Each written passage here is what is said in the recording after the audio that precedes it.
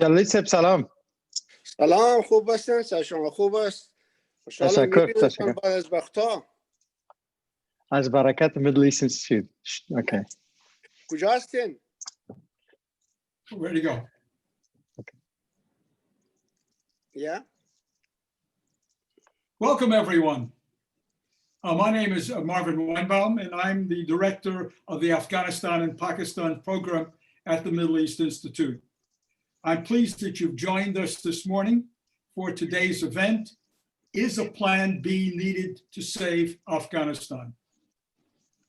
Formal talks have begun between the Taliban and the government representatives, but in view of the last 10 years of contacts with the Taliban, and particularly the last two of intensive dialogue and the experiences in negotiating with the insurgency's leaders, we have every reason to expect exasperatingly difficult times in these talks. These years have revealed the Taliban's thus far uncompromising approach to negotiating, and most importantly, the wide gulf that separates the parties to the conflict. In particular, their vastly different visions of a preferred Afghan state. We hope for the success of these talks, but we should consider Afghanistan's future in the event that they fail. Allow me now to briefly introduce our panel. Responding to a series of questions that I will pose, we're fortunate to have 5 people who are eminently qualified to address these questions. First, I'm pleased to introduce Saad Mohseni. Saad is the chairman and CEO of the Mobi Group, Afghanistan's most prominent media outlet. Saad is a well-known figure in Afghanistan and internationally for his role in advancing press freedom, empowering civil society, and in defending women's rights. Next, Muqaddisa Yorush is the former Afghan Deputy Minister of Commerce and Industry, a member of the Mobi Group media, and a political activist. Muqaddisa is currently country director for Lapis, a top strategic communications firm that's associated with Mobi Group. She's also an adjunct lecturer at the American University of Afghanistan. Next, it's a pleasure to introduce David Sedney. David is the president of the American University of Afghanistan. He was formerly Deputy Assistant Secretary of Defense for Afghanistan, Pakistan, and Central Asia, and Deputy Assistant Secretary of Defense for East Asia. Next, we're fortunate to have Anthony Cordesman. Tony holds the Arlie A. Burke Chair in Strategy at the Center for Strategic and International Studies. He certainly is the dean of those who, for a long time, have been focused on the military dimension of the Afghan conflict. Tony is the author of more than 50 books, including a 4-volume series on the lessons of modern war. And a warm welcome as well to Ali Jalali. Ali is a distinguished professor in the Near East South Asia Center for Strategic Studies at the National Defense University. He's a former Minister of Interior in Afghanistan and Afghanistan's ambassador to Germany. I look forward to taking audience questions through the Zoom Q&A feature, which you can find on your screens. For those calling in by phone or watching our panel on live stream, you can ask questions by emailing events@mei.edu. If you have any technical issues, please use the same events@mei.edu. Using that very same function on the chat, I guess it's the chat or the Q&A function on your screen, those in the viewing public will have an opportunity to raise questions, which will be entertained by the speakers at the end of our session. So with that in mind, let us begin now with our first question. Panelists, what do you see as the likelihood of a power sharing agreement in the foreseeable future? And connected with that, what do you see as the implications for current talks of Ashraf Ghani's insistence that he has no intention of bargaining away the Islamic Republic? Panelists, who would like to go first? Please. You decide. Okay. Okay. Thank you, Tony. Please. I think one thing we need to be very careful about throughout this conversation is focusing only on the Afghan side and not focusing on the US side.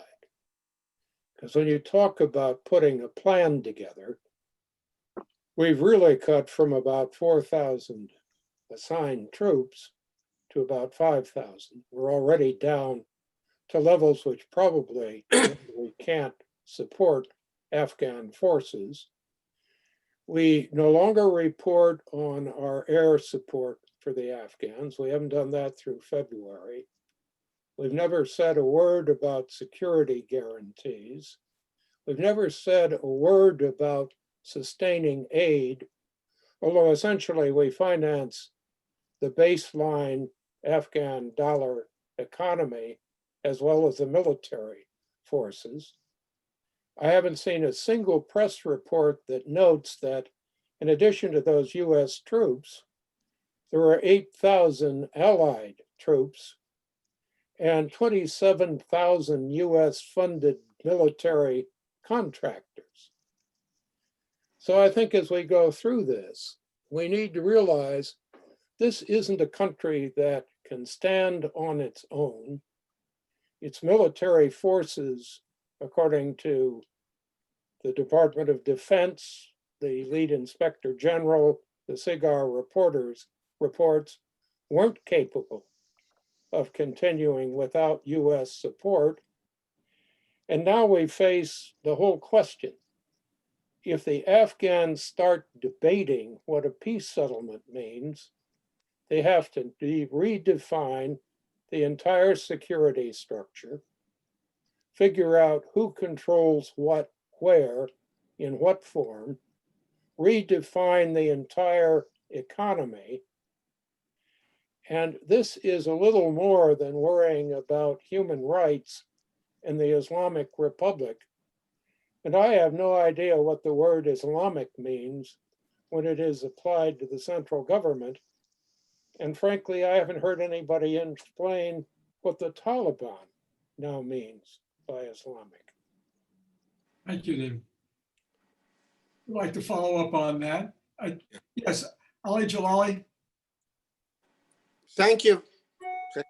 Thank you very much.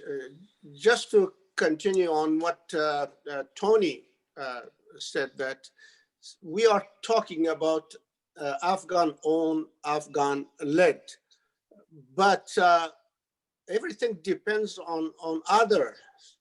What is going to happen when the troops leave in Afghanistan in May, and will the Taliban run the clock until then? And then it is not a power sharing, it is also power ideology. While the Afghan government is intends to maintain the constitutional order and integrate the Taliban into it, the Taliban actually was talking about the emirate. And that is when they want their own system of choice, while they can integrate others.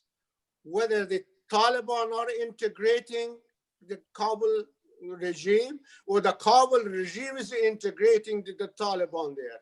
It all depends on other factors out of control of the Afghans. Thank you. Yeah. Saad? Well, I think first and foremost, we've had a relatively good start. They're discussing currently procedures and the agenda, which they're hoping to finalize probably in the next day or two. They keep on saying today, but I think it'll probably take a bit longer. As far as the Emirates concerned, I think it's a bit of a non-issue now. I don't think the Taliban will insist on the Emirate, which the international community, as well as many in Afghanistan, reject. As far as Islam is concerned, it is very much about how you phrase it. The Afghans are insisting on Islamic principles. The Taliban will probably insist on Sharia law, more or less initially to satisfy the base than anything else. And as far as to whether we're going to end up with anything, who knows? I think the first priority is going to be some sort of a framework agreement. They can probably achieve that relatively quickly. By quickly, I mean probably 4 to 6 weeks. And then the details, the devil's going to be in the detail, exactly how they're going to change the constitution and how long will it take, elections or no elections. My instinct tells me that the Taliban probably see this as a shortcut to power. And if this doesn't succeed, or if it takes too long, then they may force their way in. But just to Tony's point, the Afghan military is a lot stronger than it was even 6 months ago. They have a lot more air power than even 3 months ago. They have a new leadership, which seems to be doing a much better job than what we bring. The Taliban have not managed to capture any city, town, or village or province as they had planned to. They wanted to create some sort of territory to strengthen their position. That's not to say that the Afghan military can prevail without US assistance or international assistance, but it's a little bit more complicated. I think conflict, if this does not work out, we will see a full-on civil war. I don't think it's going to be a question of this side rolling over and accepting a Taliban rule that's going to get imposed on them by either negotiations or the Taliban attempting to force their way into Kabul. Saad, your audio has come out. So I don't know if anything changed there. Wakilisa, please. Good evening. Thank you for joining the conversation. To your question of power sharing, Marvin, I think I agree with Dr. Jalali that for the Talibs, I don't think at this point they're thinking of anything but short of an Islamic emirate, and I don't think there's a question of sharing power because I don't think the ideology of what they're fighting for is about sharing the power. It's about owning the power and being the power. So if you look at it from that perspective, I think it's a little early probably to say that we're looking at a power sharing agreement. Now with that, I personally also have a problem with how every time the solution to the war in Afghanistan is looked upon from a political structure perspective. I think today I was thinking about the title of this webinar that says whether a plan B is needed to save Afghanistan. I think what we're pursuing right now, the talks itself are currently plan B to a plan A that was crafted in Bonn on a wrong assumption of again, political structure being given away as a war bounty. And I think it has set a wrong tone and a wrong model, and that's exactly what the Talibs are pursuing right now as well, because they think that from a military perspective they have won the war, so they're the winner of this war. And looking back at the Bonn model, there's no question of sharing power. Everything needs to start from scratch, regardless of what has been invested in the past 20 years, and that's exactly why they are calling for an Islamic emirate. I will leave it there, and I look forward to the conversation and hopefully building more on this as we continue. Thank you. Thank you. David, David has rejoined us. David is in Kabul. Mogadishu is also in Kabul. And Saad Mohseni is in, Saad, where are you again in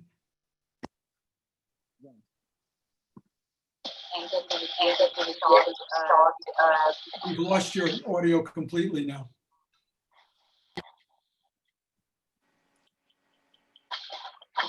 Come back. Come back. David. We've been talking about the power sharing possibility coming as a result of this. Specifically, what is the likelihood of power sharing agreement in the foreseeable future? What are the implications for current talks that Ashraf Ghani has announced he has no intention of bargaining away an Islamic Republic? And we have the full support of Professor Barik Zai at the ministry, and this should be done in David. Go ahead, David. Okay, thanks very much, Marvin. I'm actually going to say pretty little because I've believed that over the past 20 years or so, foreigners have said too much and Afghans have not said enough and been listened to enough, particularly in the U.S. withdrawal agreement that was brokered by the U.S., but which should have included the Afghan government to start with. I think one of the best things that's happened over the first couple of days in Doha is that it appears that the two sides have said they are going to proceed without foreign leadership interference, mediation, or whatever. And I think that's really important. At this point, I'm with Mogadishu. I think we are in Plan B. I don't think there's a Plan C. Plan B would be to return to civil war, which is something that would be a horrible tragedy for Afghanistan and a tragedy for the rest of the world, because we've already seen what can happen with Afghanistan if that happens. But I think it's really important to listen to Afghans, and I'm glad we have a number of Afghans on the panel. And I'm going to be very cautious in what I say as an American. We don't know better than anybody else. America is not smarter. America is not in the position to tell others what to do. And I think at this point in time, after having failed in our goals in Afghanistan to make changes, and I think we need to go ahead and take a backseat to the Afghans. So that's my 2 cents worth, Marvin, and it may not quite match with others, but that's what I think. Yes, we have some audio interference here. It seems to have disappeared right now. Okay, very well. Well, would you like to respond at all to what others have said? Tony? I think that the problem that we are talking about is it is certainly critical that the Afghans negotiate their own peace. The problem is I don't think they can survive any negotiation that doesn't require massive outside support. The World Bank reports are nowhere near as flattering as some of the reports I see coming out of Afghanistan. But they point out that it's going to take about $6 billion in grant aid to have anything approaching the current economy working. The security structure doesn't suddenly see all of the Afghans and the Taliban and the Afghan army disappearing. One way or another, a key to peace processes is that there is enough money to handle the transition away from war fighting. And that means countries have to add not only civil grant aid, but military grant aid and sustain it. If both sides don't know whether anyone from the outside will help sustain a peace, provide security guarantees, that increases the risk of some kind of civil conflict very strikingly. And again, looking at both the World Bank and the IMF reports, you're talking about something on the order of about 70% of the funding of the current Afghan government coming through grant aid. So whatever happens, you've got to have that support if you want to have a stable peace. And I think too that people in the world of political science, very briefly, tend to be awfully optimistic about peace negotiations. If you look at UN studies, even when you reach a full peace negotiation, since the end of World War II, about 50% of them have failed within 5 years. Almost all because of material.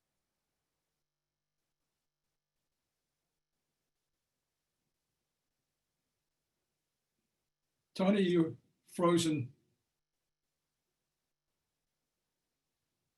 We came in with ambitions we couldn't implement. But if this peace is going to work, it's got to have massive outside support. And I'm not clear, even in the United States, whether there's any willingness to provide that. Others want to respond here? Please, Ali.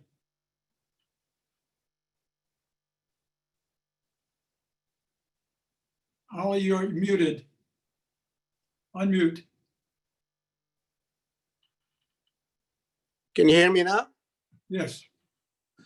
Okay, we are talking about the second questions that you asked, that what are the implication of current talks, if the Ashraf Ghani government insists that he has no intention of bargaining away the Islamic Republic. I think that was your question, the second question. Yes, that's right. Well, if the other side, the Taliban, agrees to it, okay, fine. However, if he cannot pull it off, then what happens? I think he can do that if he can mobilize internal domestic instrument of influence. If he can also can convince the international community to make the withdrawal condition-based. If they can preserve the security forces intact, as was said that they are doing very well now. If the regional actors are cooperative in this, then fine. However, if they don't do that, and if the Taliban do not agree to this, and the violence continues, this undermines the legitimacy of the government. It brings cracks inside the domestic power, centers in the government, and then the more Afghans will die. So therefore, it all depends if you can pull it off. If you cannot pull it off, and then the violence continues, then you have to seek other ways to bring some kind of peace to the country. That's what happens. I think the position of the two sides is very far. I know the Taliban, the hardliners, believe that they are victors, so they will call the terms of a peace or power sharing. It is not actually for them power sharing; it's ideology sharing, and therefore, for them, even election is something under questions. Maybe election for parliament or local government, fine, but not for the Amir. These are difficult questions now. However, both sides have incentives and disincentives. These will work. How the incentive for both sides will make them closer to a compromise, how disincentive actually will make them compromise. I believe that if we are looking for the withdrawal of the US forces, and which actually with the withdrawal of forces also aid also will be affected, and by May,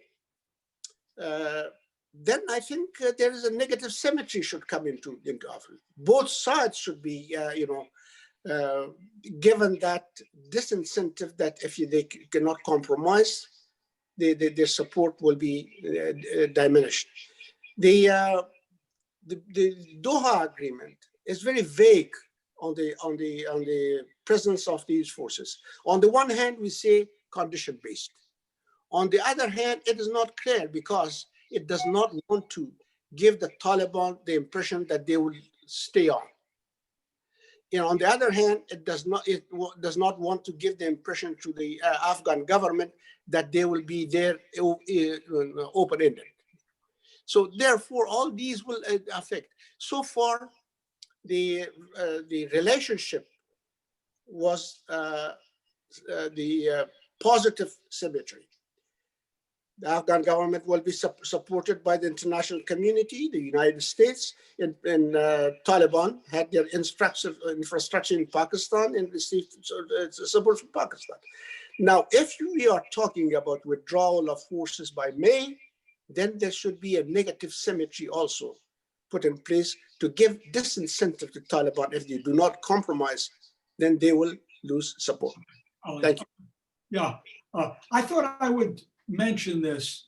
By my count, there have been 6 conflicts, domestic conflicts, internal conflicts, since 1975.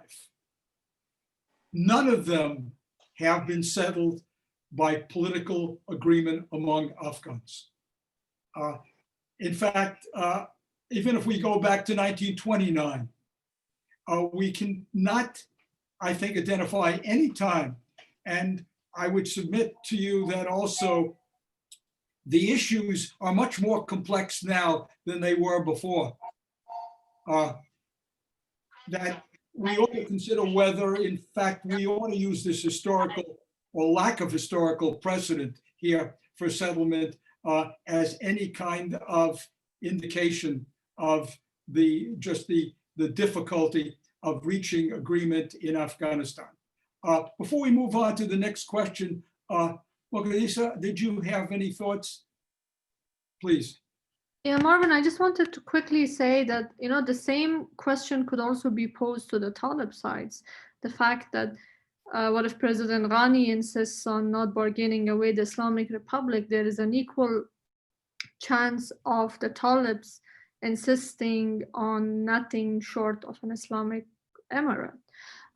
So I think where we stand right now, clearly both sides have shown willingness to at least try to sit on the table and start talking about these things. I think I would say it's time more about conversations around how do we make sure that we reach to a scenario where both sides do not try to pursue their versions of what they think is favorable to themselves.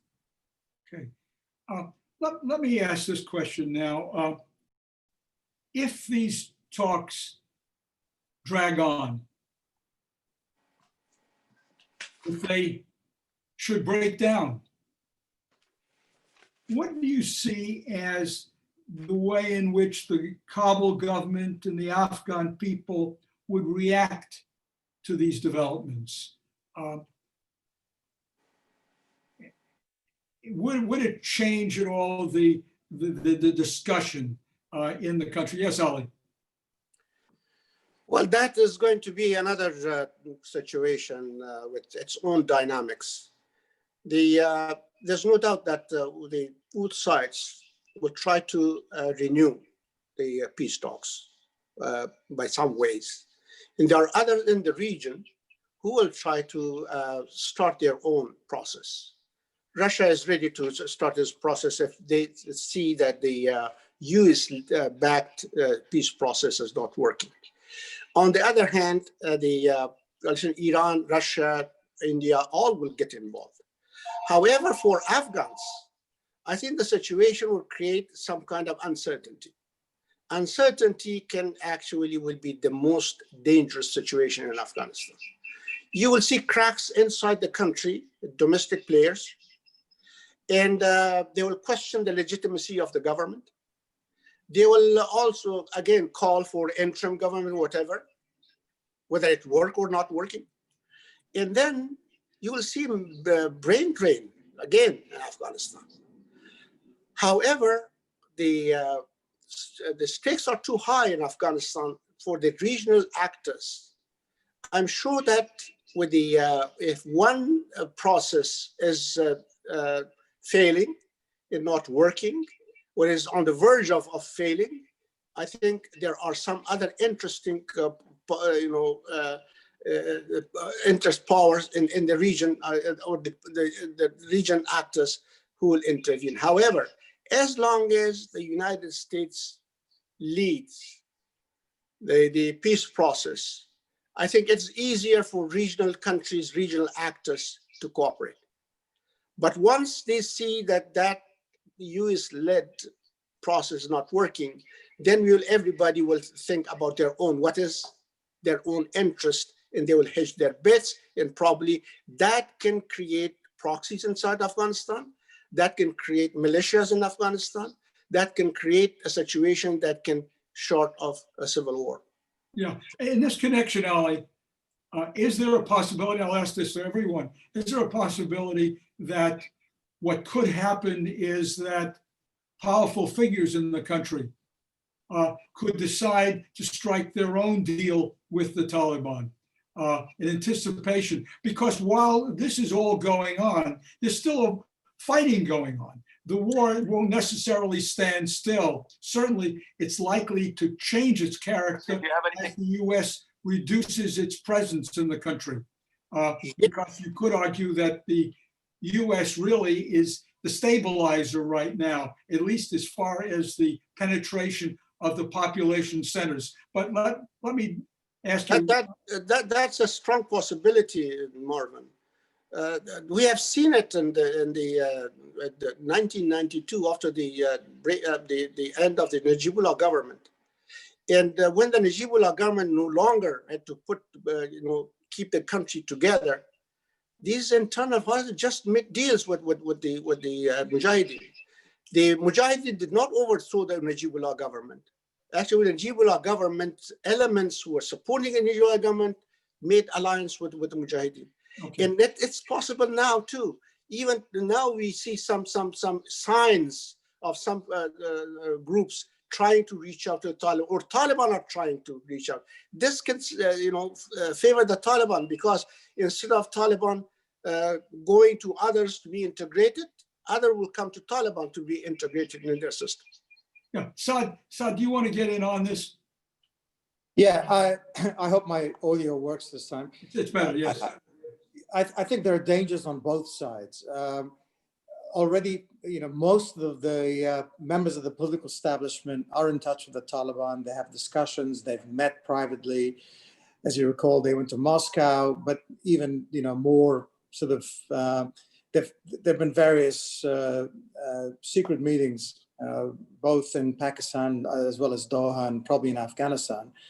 So that's an ongoing thing. So there's always a danger of the Republic side fragmenting. At the same time, there's a danger of the Taliban side fragmenting. If the Taliban strike a deal where they compromise on some of their principles, the more hardcore commanders will probably split away. And I think that it's almost inevitable that some members of the Taliban will continue fighting, even if we have a peace deal. And this is what complicates things.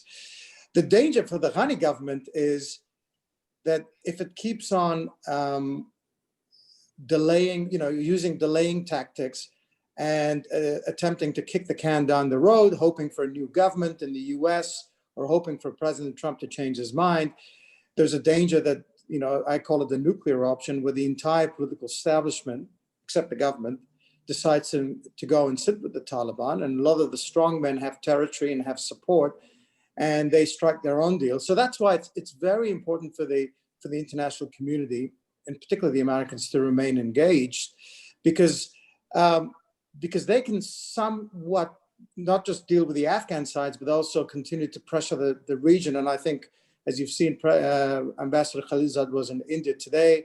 He was in Pakistan yesterday. He'll continue to travel the region because regional consensus is so important. So it has many, many different moving parts. And as we speak right now, there's fighting in 20 provinces. In 2/3 of the country, we're seeing fighting, and it's very intense. Yes. Tony, would you join us? I just want to pick up on a point Saad made first. Yes, the Afghans are reorganizing the security forces yet again. I think you mentioned the number of conflicts in Afghanistan. This must be something like the 9th reorganization and effort to improve the command structure. When you actually look at the 3 US official reports on the Afghan forces and what they say, and strip away what are often some relatively anodyne comments, this is not a force structure which is stable or maturing. The Afghan Air Force at best will have a few light, reasonably competent strike aircraft. But through 2019, what kept it alive and kept it from losing capitals was really massive increases in US air power since the 2015-16 level. And those forces are already seriously reduced. We keep talking about going from 12,000 to 5,000 in November. Well, it was to start with 14,000. And the other problem is, again, that doesn't include 27,000 supporting contractors, many of which were keeping the Afghan forces running. No one has said a word about what's happening to those, or what's happening to the allied forces, and 8,000 NATO forces played a role here too. I think what bothers me is the time scale. If I were in the Taliban, I would be doing exactly what they're doing. I'd avoid targeting US and allied forces, except for occasional threats to keep reminding the US of the risk of casualties.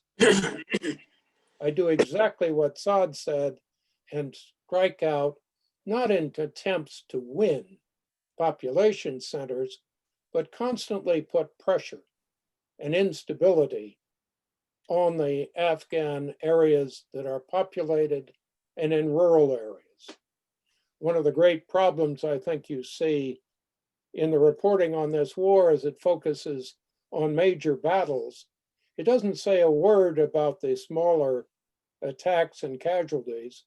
And the UN data show a significant increase since the start of the peace process. So what are we actually doing?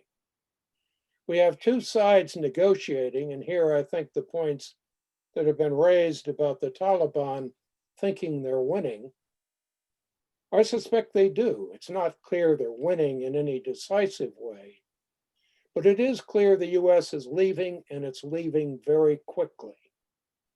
And one problem we may have is a change in administration, which won't be really in power, and Marvin, you know this all too well, till some point in really June. It can make decisions once it takes office, but actually getting a structure in is not something you do quickly. These are issues where I think I get more and more concerned that if I were in the Taliban, I'd negotiate in ways whose main purpose would be to get the US to actually leave. Because I would conclude once we did, the Afghan forces would break up, and it would be very, very difficult to see any clear unity or functional leadership. Thank you. Mogadishu, do you have a sense here about the reaction of the Afghan people, the disappointment if things if the talks seem bogged down or seem to about to come apart? How do you feel about that? Thank you, Marvin. I think for those of us living here, you know, with the daily fear of not knowing what's coming next, and with the increasing level of violence, as Saad mentioned, there are currently ongoing violence across the country. I think it gets a little difficult, you know, to entertain the premise or the idea of the talks failing. A lot of us here are just, you know, clinging really hard into the hope that there's a possibility that these talks would work for us, and that would hopefully put an end to the war. So I'm also afraid, echoing what Jalali Saib said, that the breakdown, unfortunately, will be disastrous for the country, from different scenarios of a chaotic civil war, you know, to the continued fight as it's going right now, and the continued level of bloodshed and violence that we have right now. So and with that, I think it's also good that I equally agree with Anthony on putting the burden of the success or failure of the talk on the two sides, that the Afghan government and the Talib, I think is not realistic, and it would be naive given the level of engagement both from the region and internationally that we have witnessed so far. So I think I would certainly take this opportunity to urge everyone, especially our colleagues on the international community, to be mindful of how they leverage their power or relevance in the process, not only with the Afghan side, but also on the Talib side, to contribute basically to the benefit of the current talks, because that the failure of the talk is honestly not a scenario that I think anyone would want to entertain, at least here in Afghanistan. What I'm hearing, Mogadishu, is that really all the marbles have been placed on there being some kind of agreement, however long it takes, and that there really is no thought being given to how we would recover from this, how we would be able to somehow pull things together. The international forces have left. Hopefully they will continue some of, if not all of their economic assistance.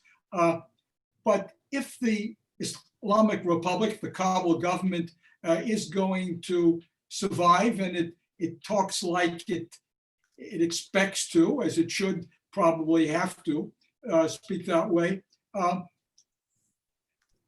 there clearly is no plan B as I see it, I hear it, that there's no contingency for what we would do if this breaks down, or it's very clear that the Taliban are simply stringing it out as they then make their military moves on the ground post the US presence in the country. I see your point, Marvin, but again, you know, I think we just stand at the start of this process. So I think it would be short-sighted to not pay attention to the details of what's gonna come next. And I think, again, I would go back to what I said at the beginning, that it's very important that we look back into the mistakes and the errors that we all have made in all our other plans. Plan A, plan B, plan C, doesn't matter, but I think it's very important to be mindful of how we engage in the content of what's coming next. Where we stand right now is clearly the beginning of the talks, and there's a lot of hope and optimism because there's no other option, and everybody is clinging very hard to that. But I think it's very important, I again would draw attention to the content of what is coming next and how we are going to engage, not only the Afghans and the Talib, but the region and particularly our international actors who have been a major player right since this process started back in 2018. One follow-up on this, but you yourself said that as you see it, the Taliban are determined to have the restoration of an Islamic emirate. Is this something that is really more flexible an idea than we've made it out to be? They weren't very flexible when they were in power. They don't seem to be that flexible as one looks at areas of the country where they control. Are you saying that in fact they will redefine that in some way to make it palatable for people who have invested so much in a modern Afghanistan to be able to tolerate that, and will not simply do what one does when one's fearful and sees no future, leave the country? And so we're talking about millions of refugees. Mm-hmm. I think what I'm saying is basically that it's very clear what the Talibs, at least right now, want, which is basically nothing short of an Islamic emirate. But what I'm saying is that it's also equally important, how do we engage with the different narratives around the political settlement for Afghanistan. I'll tell you my personal impression of the conversations or the discussions or the speeches on the day of the launch. I think on the face of it, it was clear that there was a firm commitment and support from the international community for a democratic Afghanistan, but there was also a very subtle language of a binary choice for Afghanistan of whether continuing the war as it is or changing the regime. And I think I can give you multiple quotes on this when everyone and how everyone employed that we prefer a democratic Afghanistan, but it's up to you guys to decide it amongst yourself. So I think when you're a language like that, as subtle as it is, certainly is employing a stand on the part of the international community and international partners. So I think all I'm employing here is that as the talks continue to unfold, all of us, we need to be really careful on how do we shape narratives and how do we engage on issues of substance, of course. Holly, did you want to say something on that?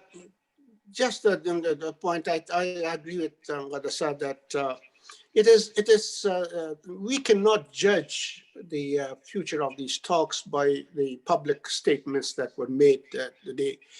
The Taliban they have not publicly said what they want in Afghanistan. They have kept everything to themselves because they do not want to undermine the unity that they have. They are very careful about that.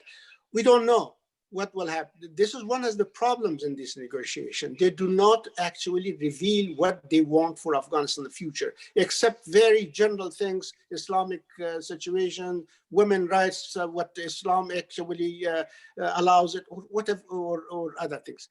But the problem is that both sides at this stage think that they can tough it out the way they have. However, it is going to change. And the cost of the continuation is higher for the Afghan government than the Taliban. Taliban's cost, they do not have a government, they do not provide services. They only have that military power, and they continue the violence. But why the Afghan government cost is very high to maintain the situation. This is a government, they provide services, they run the government, they provide security and others. So I think how long these two sides will sustain that. For Taliban, it's easier. They can easily run the clock until May. What will happen after that? Hoping that the Afghan security forces will not be able to keep everything together. Or they can reach out to the power brokers in Afghanistan in order to, and register their support and then make deals with them. So the cost of both sides is very different. The cost for the Afghan government is very high to maintain its agenda, and for Taliban to maintain their agenda or further their agenda is not as expensive as that. We will see what happened. That's why earlier I said if we actually so far we're talking about positive symmetry, I think if negative symmetry is going to the solution, we have to think about it. Thank you. Yeah, but up until this point, how much, I'll get to you in a moment, so how much really should we be focused on what has already happened? As these negotiations, these discussions have gone on, the Taliban have stood firm in their position. It has been on every step, as I see it, every step it has been the government side, or the Americans for that matter, who have made the concessions. Does this not suggest that for the Taliban, yes, let's string this out as long as possible, because they're so desperate to get some kind of settlement here that eventually they'll come around more and more towards our position. And as someone said earlier, we can have what we want diplomatically, not just militarily. Saad, please.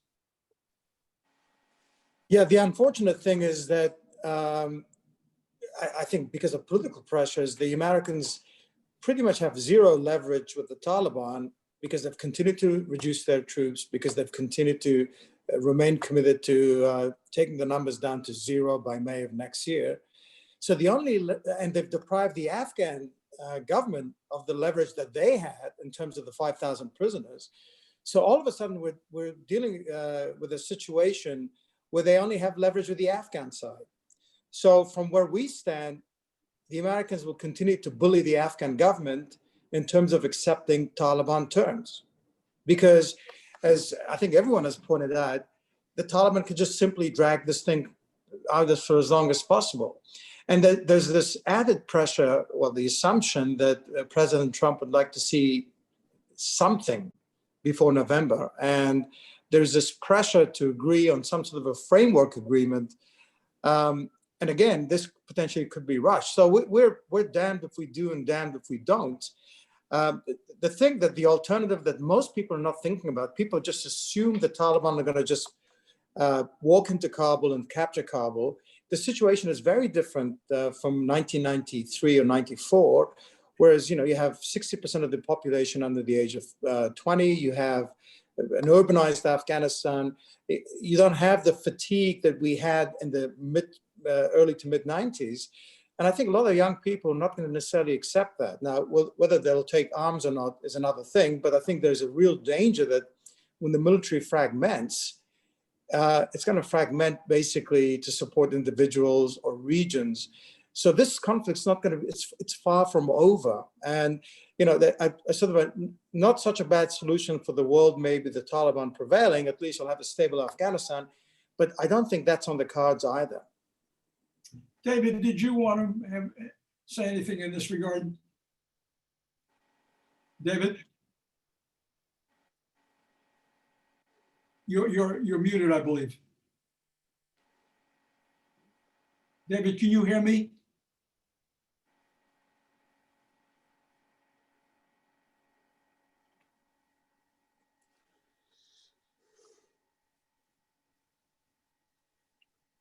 Well, Tony, any thoughts here? I think, again, one of the things to remember here is right now, we are still watching an Afghan central government that is being largely funded through outside grant aid. We don't know in a post-COVID-19 environment what that funding level is going to be next year. We don't know what would happen the moment you broke up power centers in Afghanistan in sustaining that money. I think Saad raised a really critical issue. This is not the Afghanistan of the past. It is now highly urbanized, and it has a very large modern sector. If you look at the World Bank estimate, its estimate for peacetime reconstruction, which largely assumed nobody would keep funding the military on either side, was about 8 billion in terms of grant aid to have Afghanistan develop in a peacetime climate. And about 5 billion of that was base expenditure to keep the modern government working. Now, when you talk about the politics of this, remember the economics. The other issue is you've got about 300,000 Afghans joining the labor force as males alone each year. You have, again, using World Bank figures, about 23% unemployment and 50% to 57% poverty. And that's with this money coming in. So this is much more than a political negotiation or an ideological struggle. You're talking about millions and millions of people who are going to be dependent on working out some flow of aid, some new economic structure that both sides can live with, or if you see this split up, whether it's a chaotic civil war or any kind of civil power struggle, you may well see, and this has happened often in the past, an awful lot of that flow of aid dry up almost immediately, and the impact of the economy alone becomes a whole new crisis. The other thing I'd remind everybody about is, A, what will the new administration, whether it's Trump or Biden, do after the election? And does anybody have the faintest idea what a COVID-19 economy is going to be like in February when the next US budget comes out, or any other budget anywhere in the world? Because this is not, from a strategic viewpoint or a humanitarian viewpoint, an Afghan issue. It is a global set of economic crises, and it isn't Afghanistan in the middle of a world with a healthy economy anymore. It's Afghanistan being thrust into a COVID-19 economy. Very important, yes.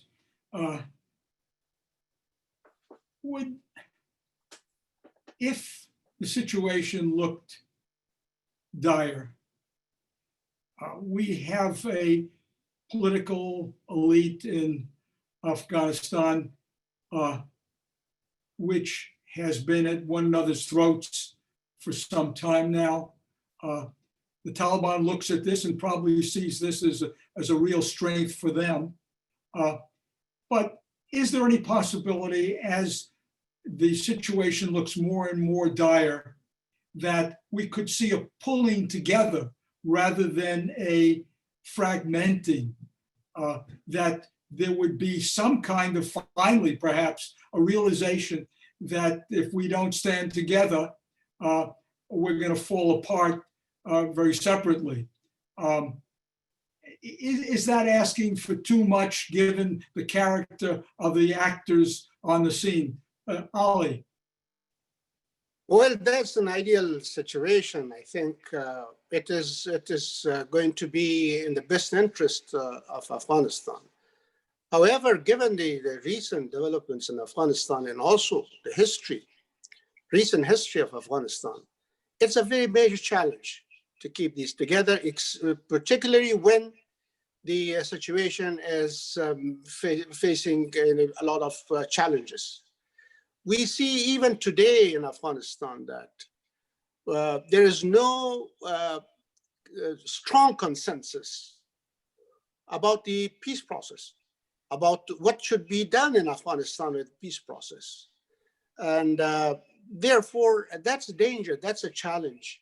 I think it is the best interest of Afghanistan to get together when the country faces very fateful situation But given the situation in Afghanistan, unfortunately, this is going to be very difficult. Yes, yes. We've talked about civil war. I hate to, as we begin to wind down here and take on some questions, what would be the trigger here then for a civil war? There's a war going on, obviously, and it's civil in its nature, but we're talking about something which looks very different, perhaps, than the 1990s, where you had two major forces confronting one another. What would happen if, and we've already seen the ingredients for this, what kind of form would this take, and why is it for most everyone such a nightmare? Maybe that's just too obvious, but what are your sense? What's your sense on this? Yes, Mohadisa, please. Marvin, I think a quick Taliban takeover is not a likely scenario, but unfortunately, I think that is a scenario that could lead to the burst of the civil war, because I don't, as much as just like Jalali Saib said, there is a fragmentation in our domestic political space, but again, this is not the Afghanistan of 1990s. So I think for me, the trigger would be the unconditional withdrawal of our international partners, both not only in terms of like their presence, but in terms of their interest, and assuming that you're just going to leave it to the side of the Afghans and the Talibs to figure out. I think that could potentially lead to a scenario where the Talibs could likely take over Kabul, and then that's it. And then I think in a scenario like that, it would be difficult for you to not assume that different factions would not take weapons.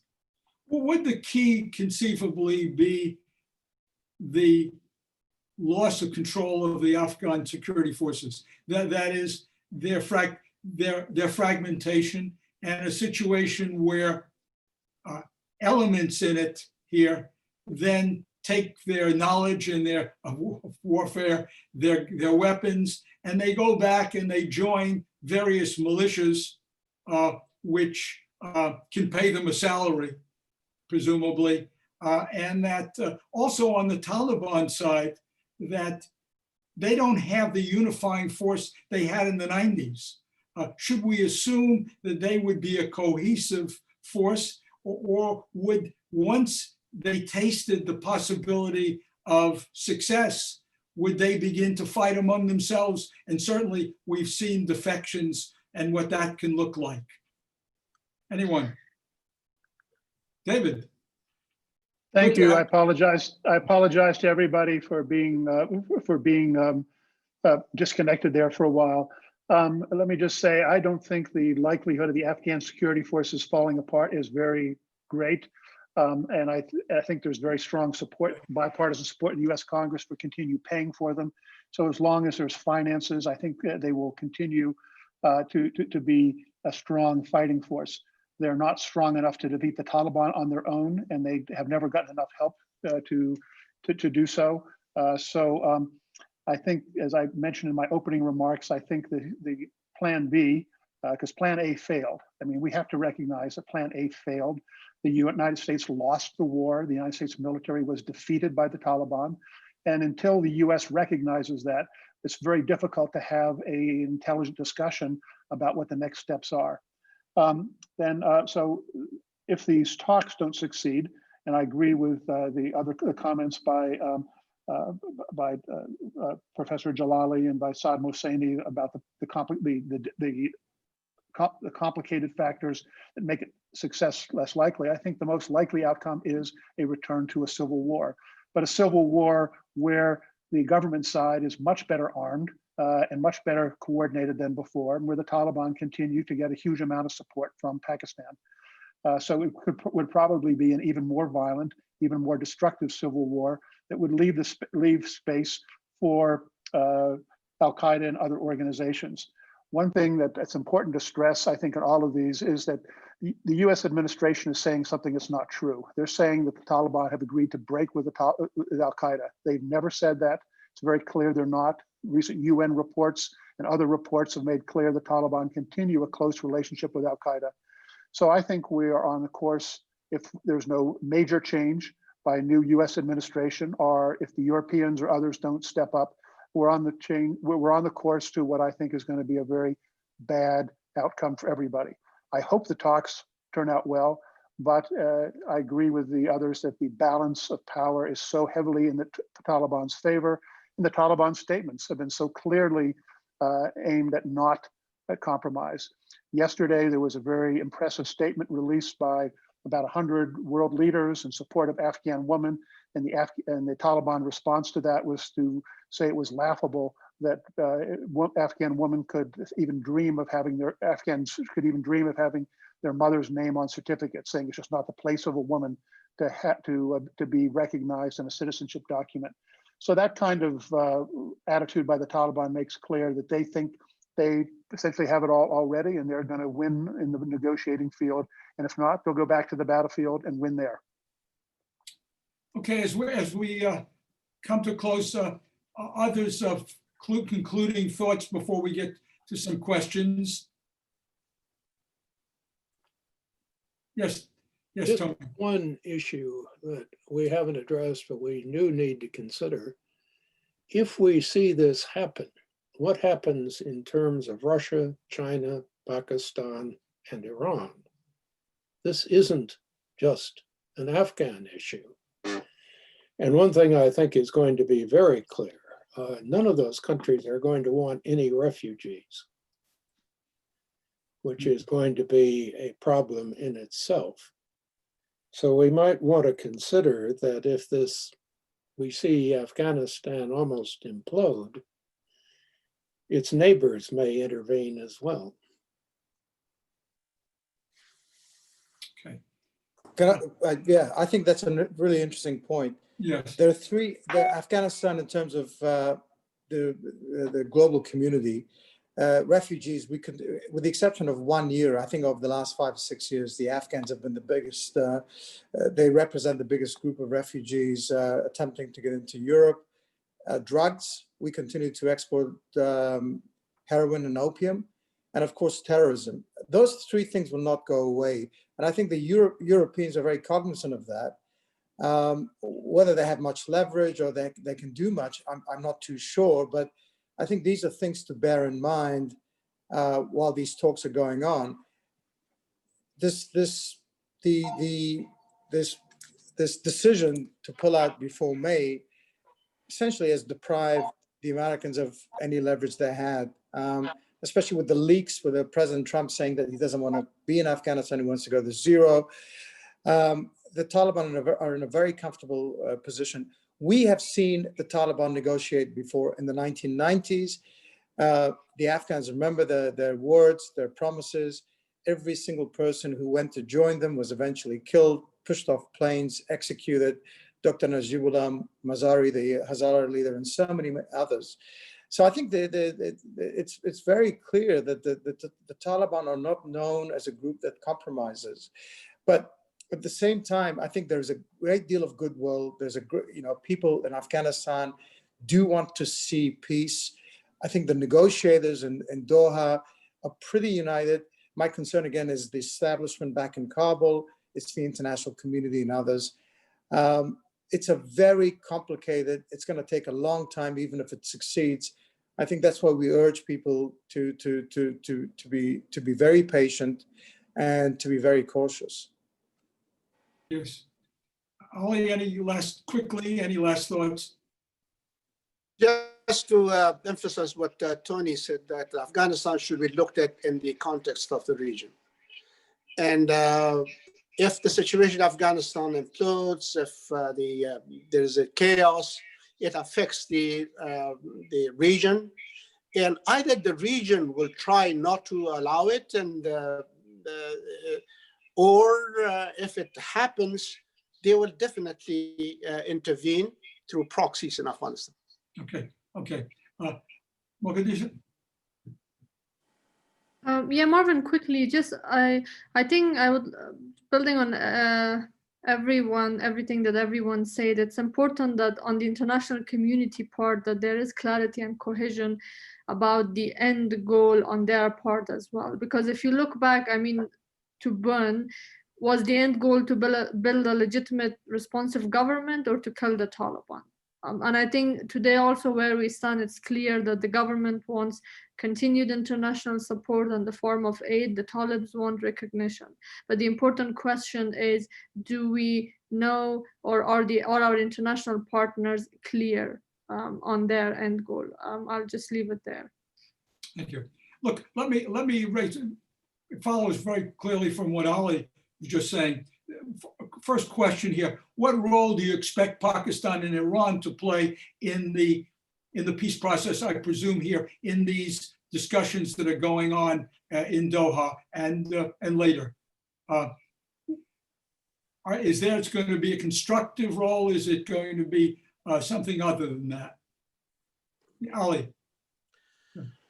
Well, I think Iran and Pakistan both wants the peace process to succeed. However, the agendas are not the same. Iran is very interested to see the United States out of Afghanistan. And that's why Iran is trying to reach out to Afghan government to sign a comprehensive cooperation pact in recent months. And Iran actually, despite the relations with the Taliban, Iran does not want a dominant role for the Taliban in Afghanistan. However, Pakistan is a different situation. Pakistan is cooperating with the peace process. However, assuming that the Taliban will become a dominant force in the future of government of Afghanistan, which actually will support their agenda against India and also the establishment of what they for years wanted at strategic depth in Afghanistan. So the two countries are interested in the peace in Afghanistan, however, from different perspectives. Thank you. Yeah, David. I have a little different view. I do not think Pakistan is interested in peace in Afghanistan. I think they're interested in a Taliban victory in Pakistan, in Afghanistan. And that is what they're, as long as the talks are, and I'm not going to call them peace talks really at this point because I don't see any peace here. It's as long as the Taliban, and I agree here with Dr. Ali Jalali that the Pakistan wants the Taliban to come out on top. But it's the Pakistanis are feeling very confident right now. The Taliban victory over the US is also Pakistan's victory over the US. And that has a lot of consequences for the future of this area. Let's unpack this idea of coming out on top. Do you think, panelists, you think Pakistan, we know Pakistan feels it has strong interest in what happens. I think that we can grant them as being legitimate. After all, so much of their own destiny is tied up with what happens in Afghanistan. Does Pakistan, and this isn't the 1990s, when they didn't have an insurgency of their own, an Islamic insurgency, does Pakistan really want, as it did in the 90s, the Taliban to take control of the country? Or are we really saying is it wants to keep influence in Afghanistan through the Taliban, but would think twice about having the Taliban really having the same kind of strength or a monopoly of power that they had in the 1990s? Anyone? Yes, Ali. Rather, Saad.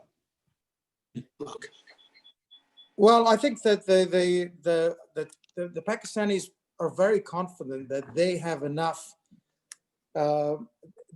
leverage over different factions within the Taliban and different individuals to be able to control them.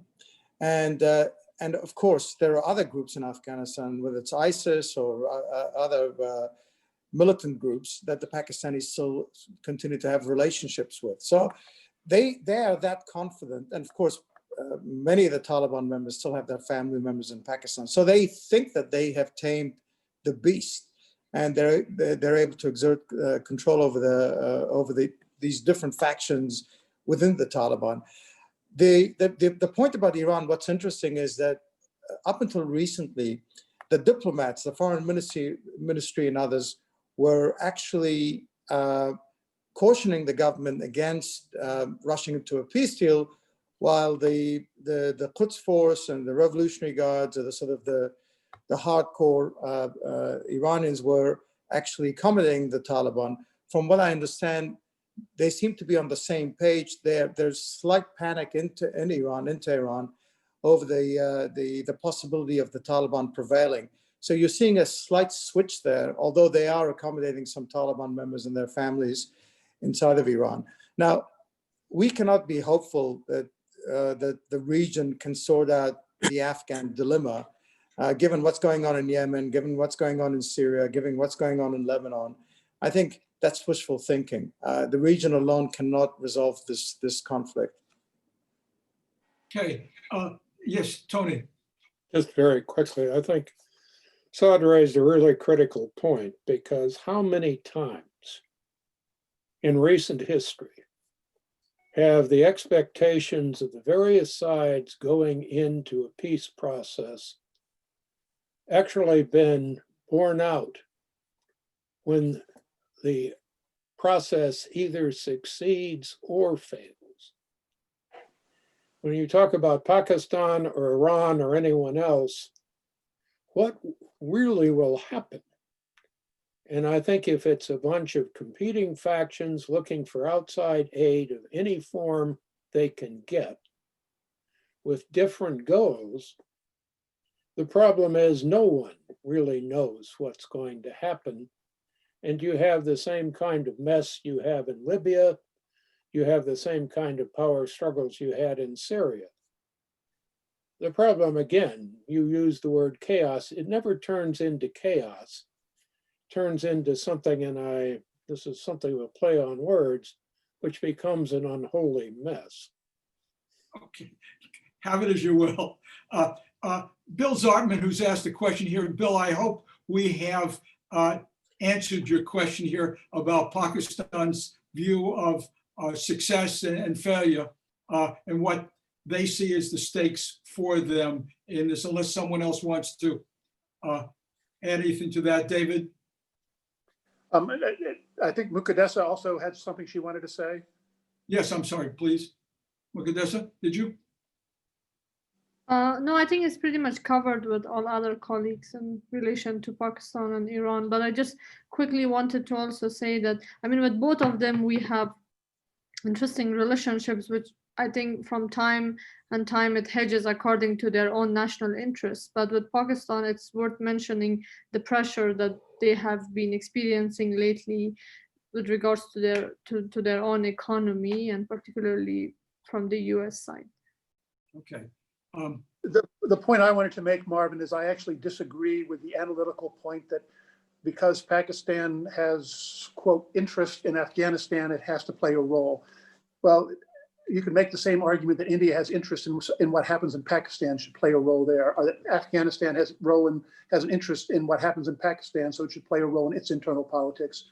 So I think analysts should be very careful about somehow awarding one country some kind of right to play a major role or important role or any role in the fate of another country. I think Afghanistan, really from an analytical point of view, if Afghanistan is left up to the Afghans, they're going to be a lot better off than if they are subject to the interest of the other countries. And I think that one reason you'll end up with an unholy mess, because they all have different desires. Russia, China, Central Asian states, Pakistan, India, Iran, all have different national security objectives for this region. And having them fix things is not going to happen. They're just going to make things worse. And I think going back to my earlier points, we should really focus on letting the Afghans control their own destiny.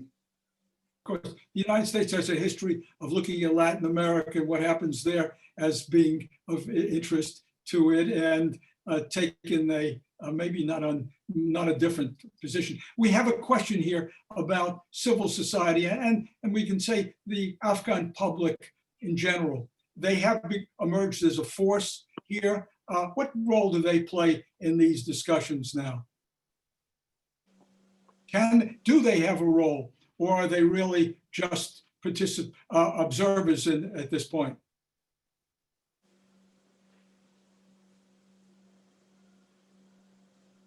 Well, we have a representative of somebody in Mukadesa, someone who has played a major role in civil society over the past several years, so I would really defer to her.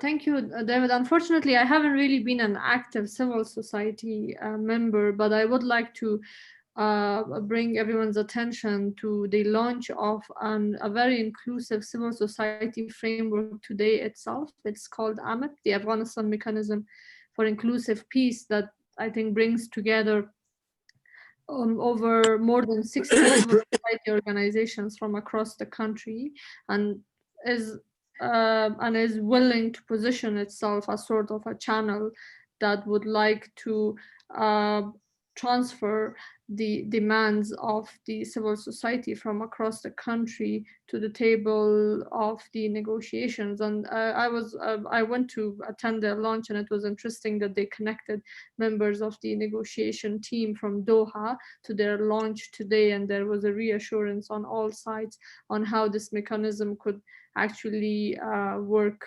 for transferring, making sure that the voice and the demands of all sides is being transferred to the negotiating table.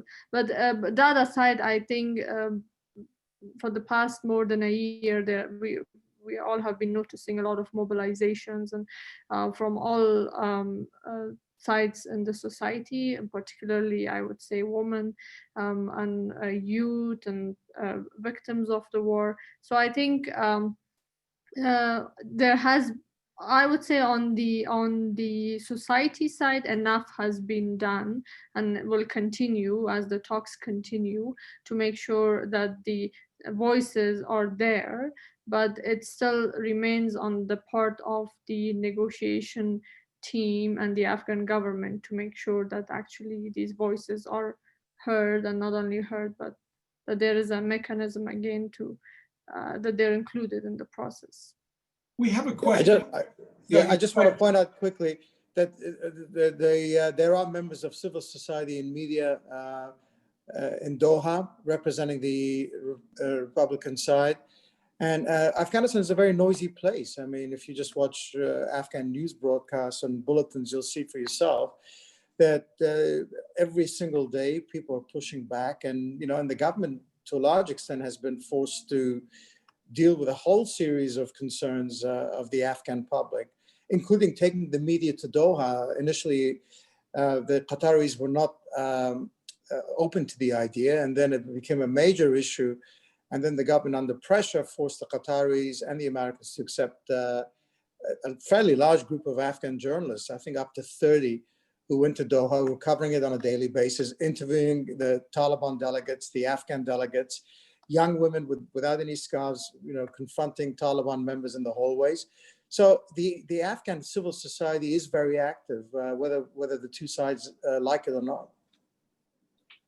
Yes, Ali, quickly. There's some concern among the civil society in Afghanistan these days, because they believe that their voice is not strong enough in Doha talks. They think that in Doha, the politicians are concerned about power sharing, while civil society is concerned about maintaining, preserving the values, the democratic values that were achieved within the 20 years. They said that voice is not strong enough there. On the other hand, in the civil society in Afghanistan, unfortunately, because of the funding and others, that is politicized. They are in the civil society. You have organizations who are supporting the Taliban now. So the civil society is noisy, but at the same time, it is also politicized. Thank you. We have a question here about China. China obviously is playing a much larger role today than it did in the past, particularly the Belt and Road Initiative. It is certainly a factor across the region. Does it have any role here in any way guiding the discussions that are going on? Does it influence it in any particular way? Is China really a major player here, Tony? I think the answer is China is very deliberately focused on Pakistan.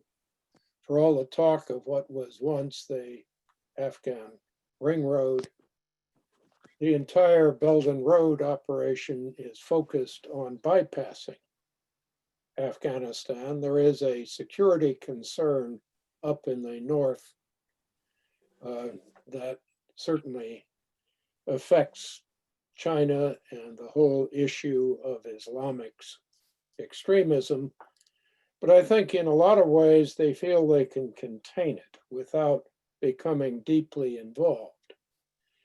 There is potentially in a stable Afghanistan a source of major mining, mineral, and economic trade. But I don't know of any aspect of Chinese literature today that seriously believes that's going to be a significant Chinese investment center or source of resources in the near future. Anyone else about China? Yes, David. Having spent a lot of time, as I know Tony has as well, interacting with the Chinese military over the year, the Chinese military is in many ways quietly triumphant over the defeat of the United States by the Taliban. And they're looking to learn lessons and make sure that the same thing never happens to them. But I agree very much with what Tony said. The Chinese priority is Pakistan. Pakistan's much bigger. It's a direct route to the sea for China. And of course, it plays a role vis-a-vis India, which has the potential to be even more of a peer competitor for China. So the Chinese are always going to play a big role because of their size and their influence, but it's a much less influential role than you might think. And it really is, the Chinese are really very much aligned with Pakistan in almost everything they do relating to Afghanistan. Very well. Well, we've pretty much come to the end of our session. I hope the viewing audience, and by the way, we've got a set of questions here that I couldn't conceivably get around to every one of them. There were some that were very good. So please excuse me for passing on your questions rather than me having an opportunity to give them to the panelists. In conclusion, I just wanted to say that what strikes me here, and by the way, I think that what we have done here today has covered areas which have just not been very much in the narrative here about Afghanistan and peace. And so I'm very pleased that our panelists have been able to dig down again into areas that have to be explored, and perhaps we can hope that we'll see far more of the discussion here, not just simply, as too many people are saying, well, it's got to happen and let's hope for the best. And in conclusion, I could say is, for me, the real question is, what kind of conflict is this? Is this a conflict which is negotiable, where it's matter ultimately, whatever goes on before, ultimately trading this for that, positions for that, assurances of that? Or do we have something which resembles much more of an existential conflict? And after all, the world has known existential conflicts. And we know they usually end up with one side dictating the outcome, one side essentially winning and the other side losing. We can only hope that it is not of that order, because if it is, then what we're really talking about here is simply shadow boxing here for what at least one side sees that only a knockdown can be satisfactory, and that for internal reasons, if no other reason, as well as their own belief system, that they have to continue to the end, whatever that might be. I know that's a sad note to leave this on, but I believe that's where we are. And again, I want to thank our 5 panelists for joining us, and our viewing audience for staying with us over these 90+ minutes. Goodbye now. Bye-bye.